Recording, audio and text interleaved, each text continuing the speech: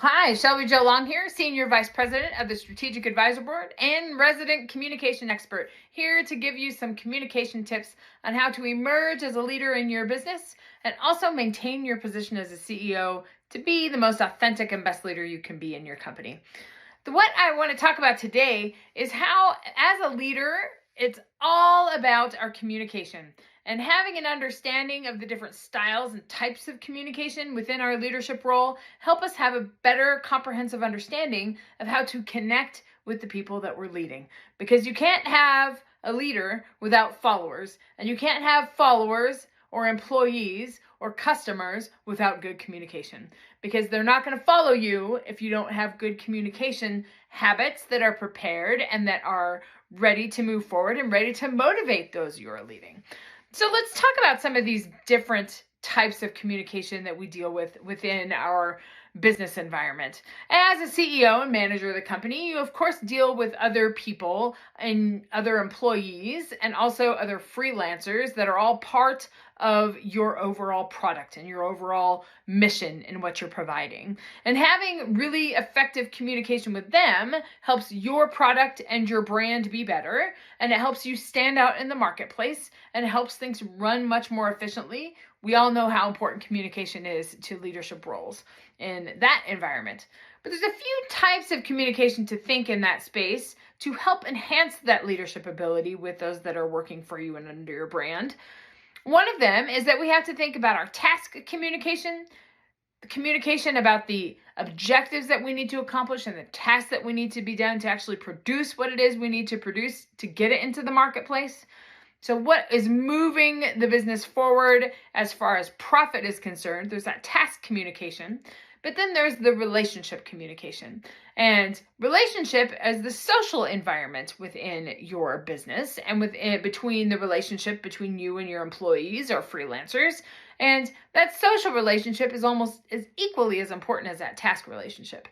So let's talk about that task communication. The task communication is very direct, usually very goal-oriented, usually something to move us to the next level, usually very directive and procedural and moving towards something so we can accomplish a goal, because we have certain goals to accomplish, whether it's a monthly goal, a weekly goal, a daily goal. And so we set out those directives to be able to accomplish those goals. The more clear that communication is and the more concise that communication is, coming from whether it's the leadership in the team or it's the leadership within a certain department, the more clear, concise, and direct that communication is, the better it's going to be received by your audience. Because then there's no room for misinterpretation if you have clarity and if you have those specific things mapped out of what actually needs to be done.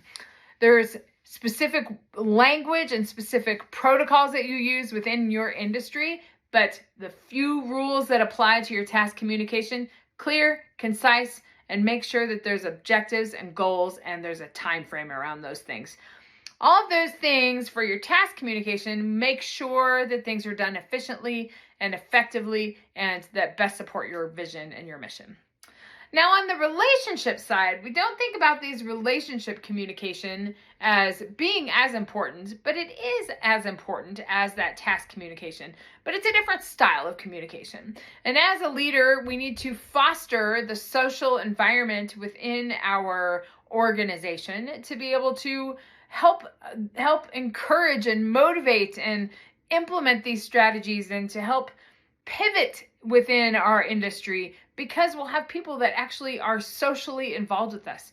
And that doesn't mean that we need to be friends with all of our employees or friends with people that are working for us, but it does mean that there is a social piece to the relationship that goes along with the task piece to the relationship. Think about when your mission and your vision and your goals are going to be more easily accomplished if there's a positive culture and a good social environment within your business. And that doesn't mean that everybody needs to be friends, but it does mean that there needs to be some empathetic approach to some communication, some feedback loops built into your communication styles and to your communication atmosphere and network, to have these different abilities where you can engage on a personal level rather than engage on just a business and work level. Manifesting that culture within your business has everything to do with having your tasks being accomplished. So two very different styles of communication. We have the more empathetic, the more emotional type of communication on the relationship building side, and the more direct and focused and clear goal-oriented communication on the task side. They're both equally as important, and they both go together. So as a leader, think about how you can marry those two together and have the most effective type of communication in your business. I'm here all week long telling you communication tips on how to make a difference in your business and to be the best leader you can be. I'll see you tomorrow.